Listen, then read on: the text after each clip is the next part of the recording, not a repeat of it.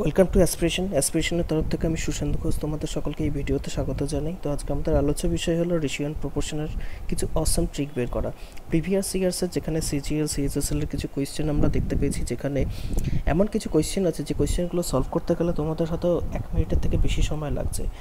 তো আজকে আমরা সেই কোয়েশ্চেনগুলি দেখব, যেমন এই টাইপের কিছু কোয়েশ্চেন এসে গেছে যেখানে একটা সিরিজ অফ নাম্বারের সাথে একটা কিছু পার্টিকুলার নাম্বার অ্যাড করার পর সেগুলো সবসময় প্রপোর্শনে থাকছে। তারপর সেই নাম্বারের সাথে অন্য কিছু নাম্বার অ্যাড করে দুটো নাম্বার তৈরি করা হলে তাদের মিন প্রপোর্শন কত।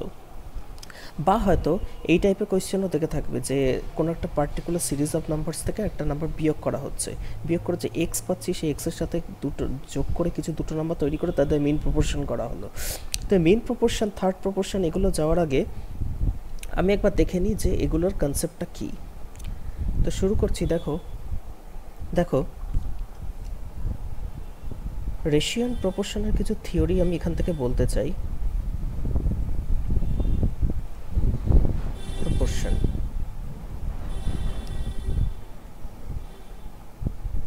ফার্স্টে আসে ডুপ্লিকেট রেশিও। ডুপ্লিকেট রেশিও দুটো নাম্বার ধরো দেওয়া আছে এ আর বি, এদের ডুপ্লিকেট রেশিও হবে A square is to B square. যদি বলে সাব ডুপ্লিকেট রেশিও তাহলে হবে root A is to root B. যদি জিজ্ঞেস করে যে ট্রিপ্লিকেট রেশিও তাহলে কত হবে A cube is to B cube. যদি বলে সাব ট্রিপ্লিকেট রেশিও তাহলে কত হবে A to the power 1/3 is to B two the power 1/3। যখন ডুপ্লিকেট বলছে তখন স্কোয়ার হচ্ছে, যখন সাব ডুপ্লিকেট বলছে তখন আন্ডার রুট করছি, যখন ট্রিপ্লিকেট বলছে তখন কিউব করছি, আর যখন সাব ট্রিপ্লিকেট বলছে তখন কিউব রুট করছি। এবার বলছে মিন প্রপোর্শন। মিন প্রপোর্শন সবসময় দুটো নাম্বারের জন্য হয়। যদি এ আর বি দেওয়া থাকে তাহলে তাদের মিন প্রপোর্শন হবে এ আর বি গুণ করে তাদের under root value, root over of A into B. এবার বলছে থার্ড রেশিও। যখন থার্ড রেশিও টার্মটা আসছে তার মানে এখানে তিনটে নাম্বার থাকবে এ বি সি। তাহলে এরকমই যদি তিনটে নাম্বার থাকে তাহলে তিনটে নাম্বার যদি বলে সেম প্রপোর্শনে থাকছে তাহলে তাদের থার্ড রেশিও হবে এ ইস টু বি যে রেশিওতে থাকবে, B is to C same রেশিওতে থাকবে। সেই ক্ষেত্রে সিটাকে বলছে হলো থার্ড প্রপোর্শন। মানে এ আর B basic number, base number হিসেবে দুটো নাম্বার দেওয়া আছে, সেই ক্ষেত্রে থার্ড রেশিও বের করতে বললে আমরা থার্ড রেশিওটাকে সি ধরে নেব। সেই ক্ষেত্রে আমরা করব কি, এ আর বি যে রেশিওতে থাকবে বি আর সি সেই রেশিওতে থাকবে, যেখানে সিটা হলো আননোন আর এ আর বি হলো নোন দুটো নাম্বার। ঠিক একইভাবে যদি এ বি সি তিনটে নাম্বার দেওয়া থাকে, ডিটাকে যদি আমি ফোর্থ প্রপোর্শন ধরে নিই তাহলে আমি বলবো এ আর বি যে রেশিওতে থাকবে, বি আর সি যে রেশিওতে থাকবে, সি আর ডি সেম রেশিওতে থাকবে, যেখানে ডিটা থাকবে আননোন, এ বি সি থাকবে নোন ভ্যালু। তো এই কনসেপ্টকে কাজে লাগিয়েই কিছু কোয়েশ্চেন আছে যেগুলো প্রিভিয়াস ইয়ার্সে এসেছে, সেগুলো আমি একটা কোলেক্ট করে নিয়ে এসেছি। দেখো তোমরা একে একে সলভ করবে কোয়েশ্চেনগুলো। দেখো প্রথম কোয়েশ্চেনে বলেছে যে থার্ড প্রপোর্শন অফ 0.4 অ্যান্ড 0.8। তো থার্ড প্রপোর্শনকে আমরা ধরে নিলাম সি ভ্যালু। তো সি মানে আমি থার্ড প্রপোর্শন মানে আমি লিখতে পারি যে 0.4, 0.8 আর সি এগুলো সেম প্রপোর্শনে থাকবে।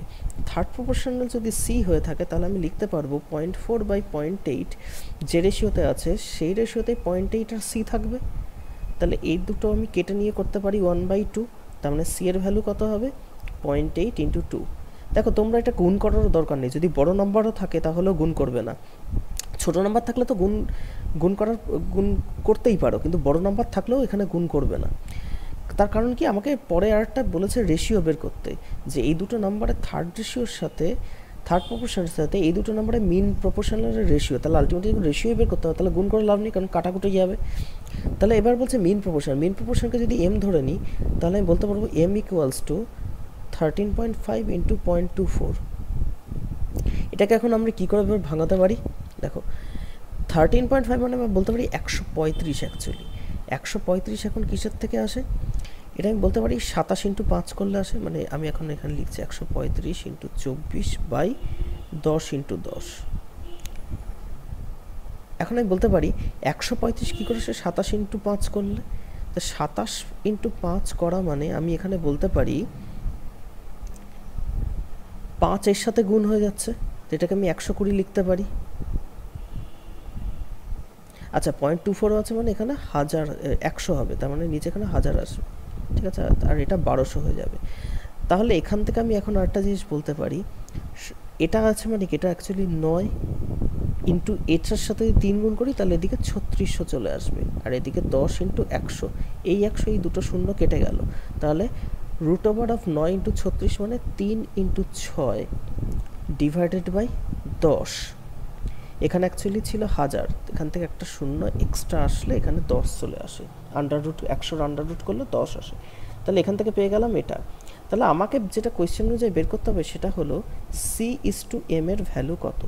সি মানে আমি পেয়ে গেছি কত, সি মানে পেয়েছিলাম 0.8, মানে হলো 8/10 into 2 divided by 3 into 6 divide by 10, এই 10টা উপরে চলে গেল, এই 10 এই 10 কাটলো, এখান থেকে এটা যদি কাটি তাহলে এখান থেকে 3, এখান থেকে এটা 4, তার মানে 8:9, 8:9 যেখানে আছে সেটা কারেক্ট অ্যান্সার, মানে অপশন বি। চলে যাচ্ছি পরের কোয়েশ্চেনে। তো পরের কোয়েশ্চেনে বলেছে যে মিন প্রপোর্শনাল অফ 12.8 অ্যান্ড 6.8, তার মানে এম এর ভ্যালু কত, 12.8 ইন্টু 64.8, দুটোর আন্ডার রুট করলে দেখো এটাকে আমি করে নিতে পারি এটাকে করে নিলে 324, 324 মানে 18 স্কোয়ার, তাহলে এই দিক থেকে 2 গুণ হয়ে যাবে, মানে 256 ইন্টু 324, আর যেহেতু একটা করে শূন্য নিচে আসবে তাই 10 ইন্টু 10, তার মানে এটা আসবে হলো 16 স্কোয়ার 18 স্কোয়ার ডিভাইডেড বাই 10। এবার থার্ড প্রপোর্শনাল যেটা কিনা সি ডিটারমাইন করতে হলে কী করবো, 38.4 57.6 ইজ টু, এটা ইকুয়ালস টু হবে 57.6 divided by C.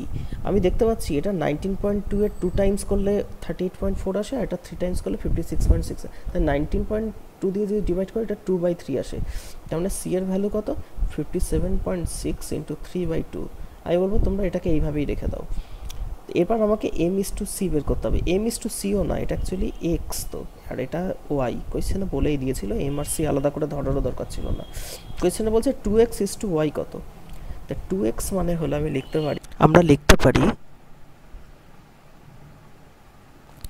2 into 16 into 18 divided by 10 into Y, মানে হলো এখানে সি এর ভ্যালুটাই 57.6কে কি লিখতে পারি, 576/10 ইন্টু 3/2।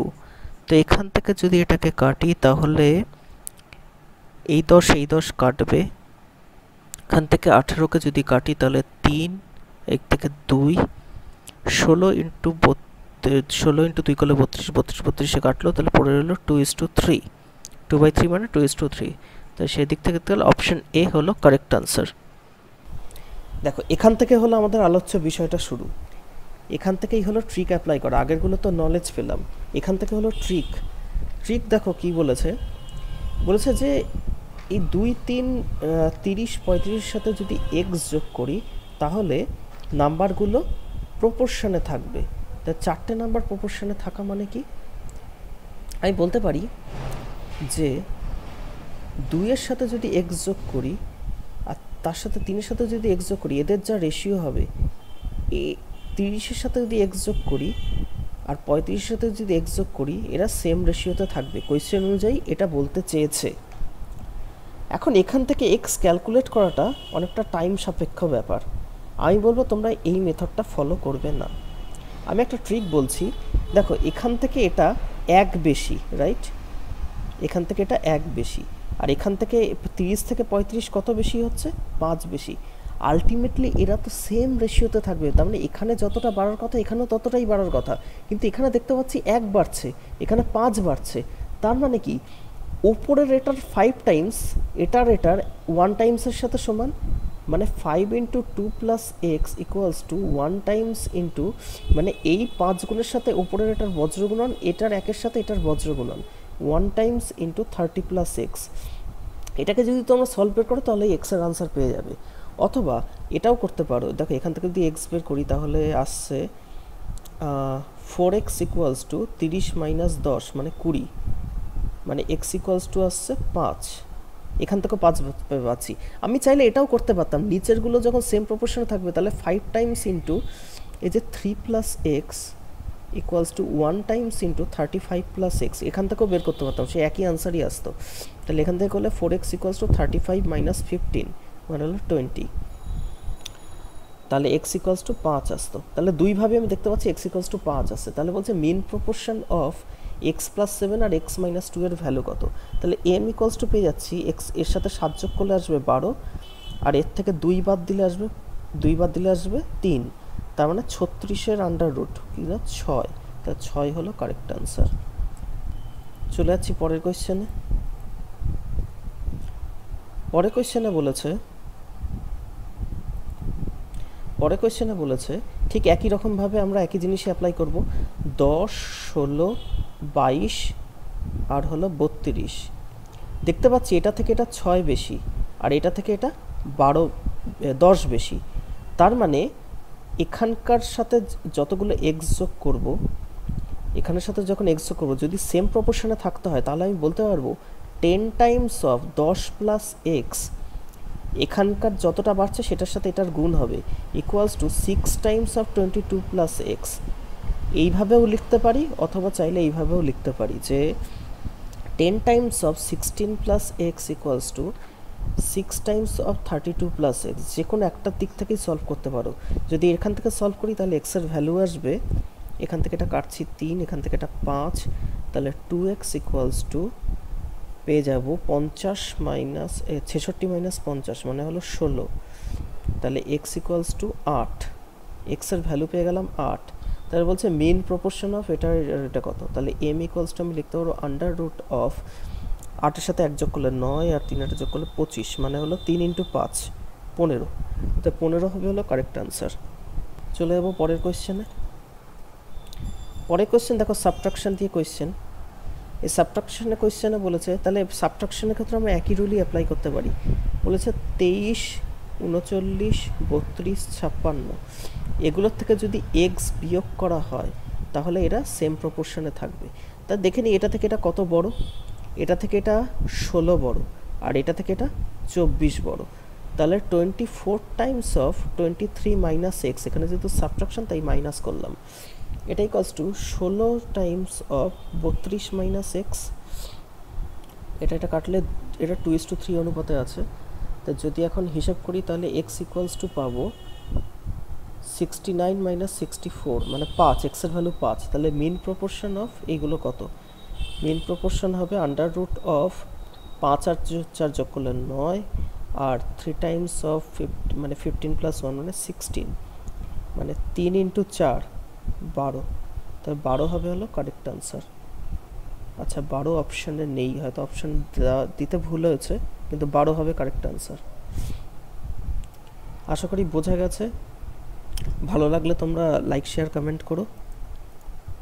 আশা করি এটা অনেকটাই হেল্পফুল হলো তোমাদের জন্য। কোনো কোয়েশ্চেন থাকলে তোমরা কমেন্ট বক্সে জানিও।